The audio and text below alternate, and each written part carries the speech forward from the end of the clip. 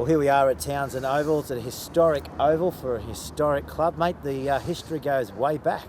Yes, 1910 was the first year that South came into the competition, a foundation club of the rugby league, along with 3 other sides. So yeah, proud history here amongst the club, mate. And mate, over those years, you've picked up a few premierships as well. A few premierships, 12 first grade premierships. Our last couple were in 1988 and 1989, back to back, but we've had a little bit of a dry stint since. So we're hoping for this year to be something different for us. And how did Souths all come about? Oh, South was just came about by a group of men that thought to get together and put a local team together. So rugby union was the strongest thing then, so they converted from over there, and they initially entered into a competition in the Sydney competition, but then came back the year after and started up here with those other 3 clubs, and yeah, and away they went from then. So they really started with no leagues club, but worked out at a local hotel just down here on the corner. So I understand the first game, I guess, wasn't necessarily here in Merriweather. It was a few suburbs across. Yeah, apparently it was down in Hamilton somewhere over Tudor Street. There was a ground, a paddock or something like that, where they played, I think it was West, and they beat them in the first ever game. So it was just turn up and be part of that. Yeah, so that's where it all started. We spoke about premierships briefly a moment ago. The last premiership was 88 and 89. 89. Yeah. You were a part of that. Yes, very much so. Yes, yeah. Memories of that? Oh, great memories. You know, it was a time where we had a strong club. You know, led by Richard Jones, coached by Paul Merlo, both ex-Sydney players, but both South juniors. And we had a great group of blokes right through the grades. It was a really cultured club, and it was the friendship and the camaraderie that made us get to those grand finals and to win them. So, and they're lifelong friends now, so that's a great time. And that's the thing about rugby league, you know, it brings the community together and also brings the players together for life. Oh, very much so, very much so. Even the support staff and the committee and everything from those times, they're still down here, get together and everything. So yeah, very much so. It's lifelong friends. What does South mean to the Merriweather community? Well, yes. Well, it gives them rugby league. Like you said, they've been here a long time. The local community does know that every Sunday or every second Sunday, South are playing down here.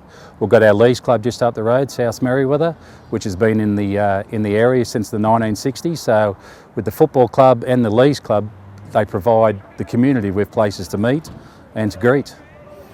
A few memorable moments here at Townsend Oval come to mind? Oh wow, Townsend.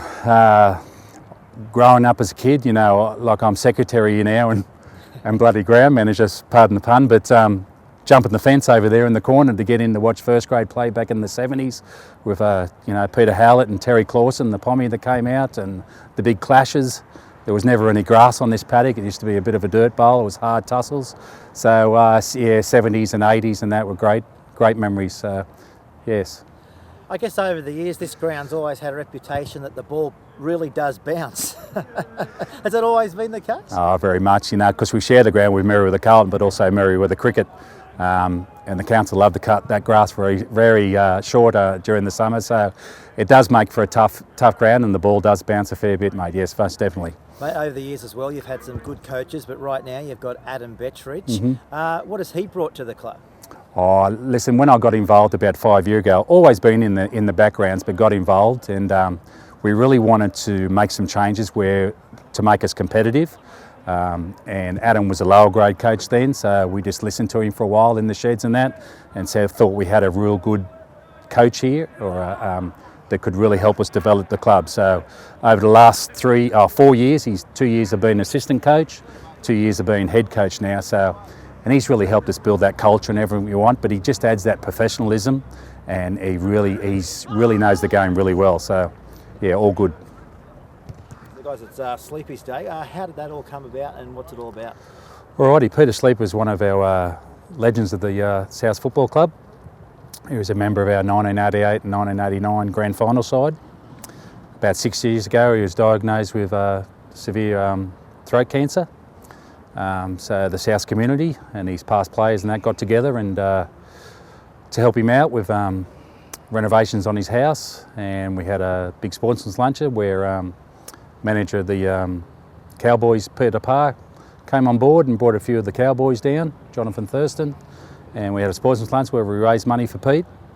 So that helped him out in that regard, and then he recovered from his cancer. And what Pete wanted to do then was to give back to the people that helped him. So that's where he decided that he wanted to have a special day every year, and we called it Sleepy's Day. It's a day where the football community, companies and people of the South community come together, and we raise funds for the Lions, but also people who have been affected by cancer.